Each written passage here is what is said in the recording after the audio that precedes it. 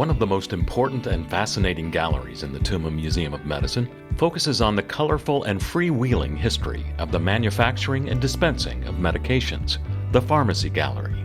This complete collection of furniture from an actual pharmacy in the late 1800s and related collections of pharmacy equipment, medications, packaging, and advertising gives visitors an eye-opening glimpse into an era of medical history that, to some, might resemble the wild, wild west, but that ultimately led to today's modern, more effective, safer, and more regulated pharmaceutical industry.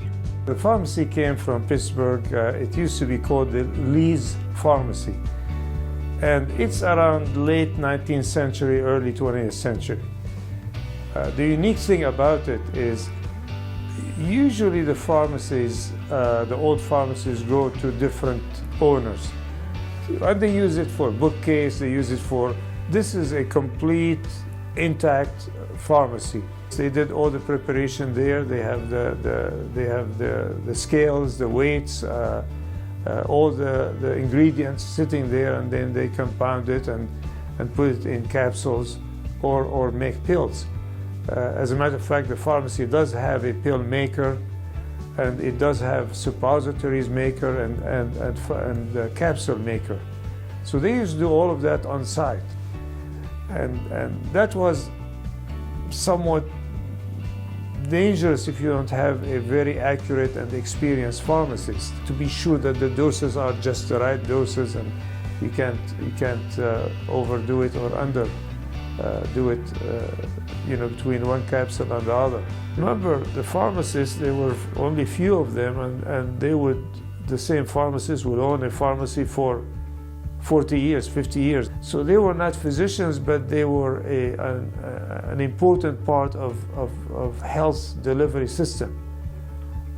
So I imagine that not everyone who had an issue would go straight to the doctor. I would say they would go to the pharmacist first. And at that time, it wasn't as regulated as it is now.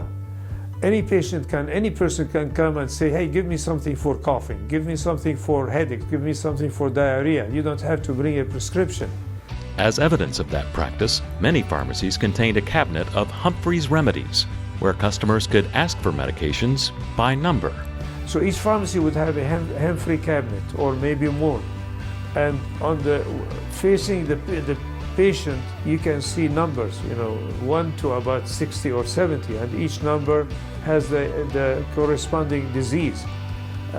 So if you have a problem, you don't need to ask the pharmacy, hey, I have headache, what do you have to give me? You just look at the list there, and the number 7 is for the headaches. So give me number 7. And the pharmacist on his or her side used to have drawers. So you have number 7, he pulls the drawer, gets the pills, and give it to the patient. No need for prescription. And that covered about 70 different diseases, including nervous breakdown, including a lot of other things. Very, very fascinating how they did it. As the pharmaceutical industry grew larger and more competitive, marketing and advertising became increasingly more important for gaining market share. And with that, presentation and appearance sometimes overshadowed science and safety. It was more like art. I mean, there are some bottles and some color that they just put it in the front, just for the show. Put green water and red water and blue water, and they sit on top of each other. It was a work of art as far as I'm concerned. And if you look at the set, for instance, the green ribbed set, I mean, there's about 30 different bottles, and each one has golden labeled, surrounded by red, frame. They really paid attention to the beauty of what they are presenting. And the jars, the same, another example. The jars are just absolutely beautiful. The dark blue and the gold on it, and the trim in white, and the appearance meant a lot to them. And advertising, I mean, it's fascinating. Good work of art. You can see there's not two alike. Certainly there was no FDA supervising their claims. I have seen some advertisement for medications that will cure everything.